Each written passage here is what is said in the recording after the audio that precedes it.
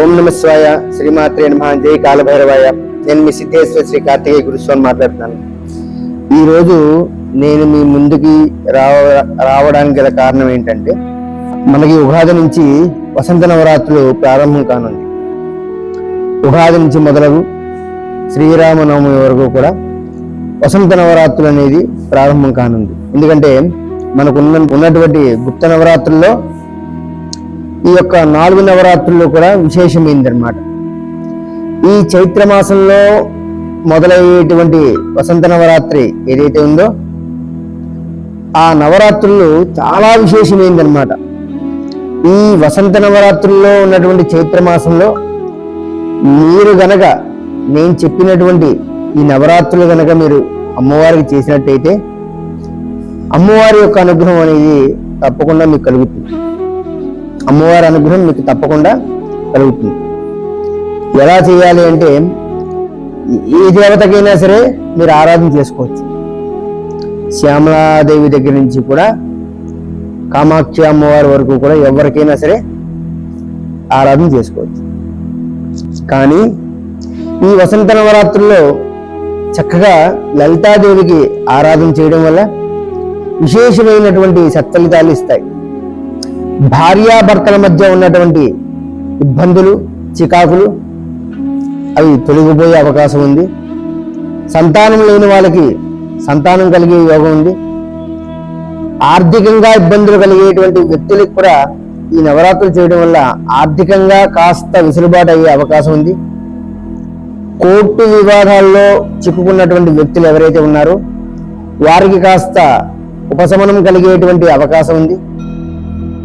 ఎందుకంటే చెయ్యడం వల్ల భక్తి శ్రద్ధలతో చేస్తే మీ తలరాత మీరే మార్చుకోవచ్చు. భక్తి శ్రద్ధలతో చేస్తే మీ తలరాతని మీరే మార్చుకోవచ్చు, ఖచ్చితంగా మార్చుకోవచ్చు. ఎందుకంటే మనసా వాచా కర్మణ శ్రద్ధా ఓర్పుతో మీరు అమ్మవారిని ఆరాధన చేస్తే చక్కగా మీరు ఆ అమ్మవారి యొక్క నవరాత్రుల్లో ఉన్నటువంటి సత్ఫలితాన్ని మీకు కలుగుతుంది. మీరు ఇంట్లో చక్కగా చేసుకోవచ్చు. నవరాత్రులు దేవాలయంకి వెళ్ళి చేయాలి అనేటువంటి ఏదీ లేదు, ఇంట్లోనే మీరు చేసుకోవచ్చు. ఇది ఎప్పుడు చేయాలంటే బ్రాహ్మీ ముహూర్త కాలంలోనే చేయాలి. బ్రాహ్మీ ముహూర్త కాలంలో చేస్తేనే అమ్మవారి యొక్క విశేషమైన, అంటే సూర్యోదయం అవ్వకముందే ఈ యొక్క ఆరాధన చేసుకుంటే చాలా సత్ఫలితాలు అనేది అమ్మవారు మీకు ఇస్తారు.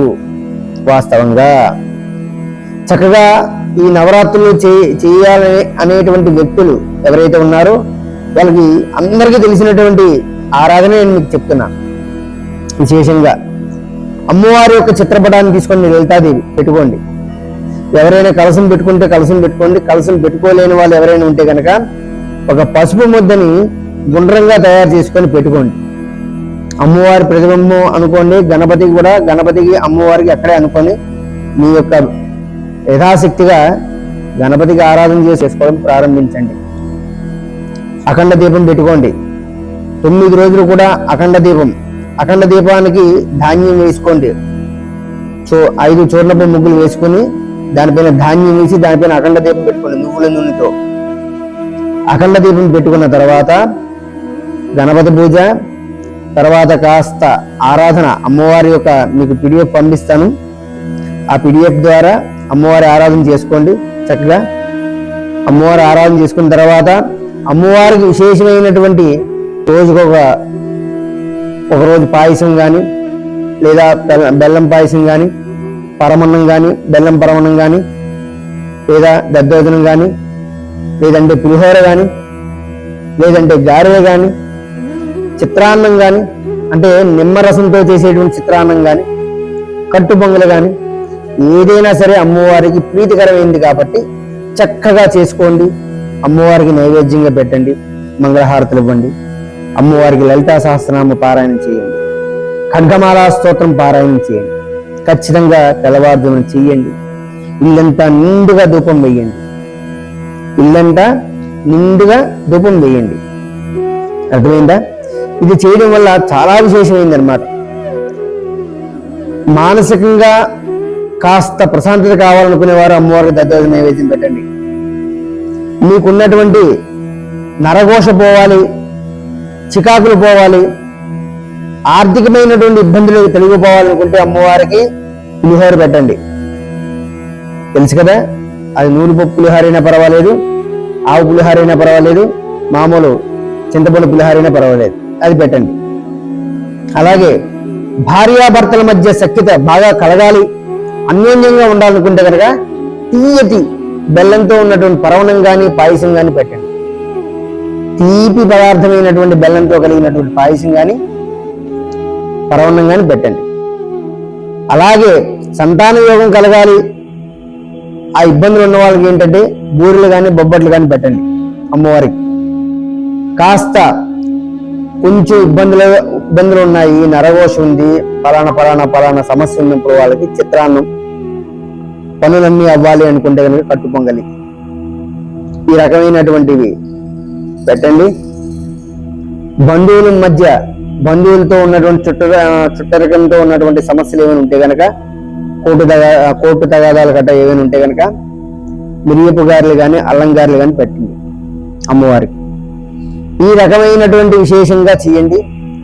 ఏనాటి శనిగ్రహ దోషం ఉంటే గనక ఆదిత్య నవగ్రహాల్లో ఉన్నటువంటి ఏనాటి శనీశ్వరుడు యొక్క గ్రహదోషం ఉన్న వాళ్ళకైతే మాత్రం బెల్లం చిమ్మిల ఉండతో నైవేద్యం పెట్టండి. అమ్మవారికి చిమ్మిల ఉండ నైవేద్యం పెట్టండి. మీరు ఈ రకంగా చేసుకోండి, హారతి ఇచ్చుకోండి.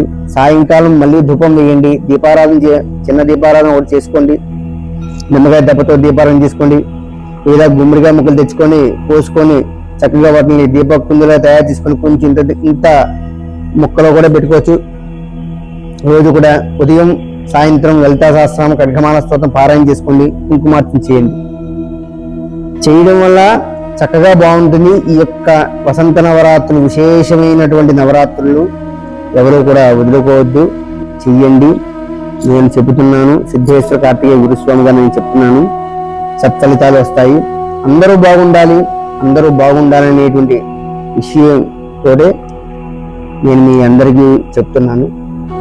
అందరూ బాగుంటే మనమంతా బాగుంటాము. అమ్మవారి ఆశీస్సులు కూడా ఉంటాయి. చక్కగా మర్చిపోకుండా చేయండి. ఈ వీడియో అందరికీ కూడా షేర్ చేయండి, సబ్స్క్రైబ్ చేసుకోండి. చక్కగా మీకు ఈ వీడియో ఎవరికైనా పంపించి ఈ యొక్క ఆరాధన గడ్డ ఏదైతుందో అవన్నీ చేసుకోండి. సరేనా? ఆయుష్మాన్ భవ, ఆయురారోగ్య ఐశ్వర్యాభివృద్ధి, సర్వే జనా సుఖినో భవంతు. తథాస్తు. జై కాలభైరవాయ.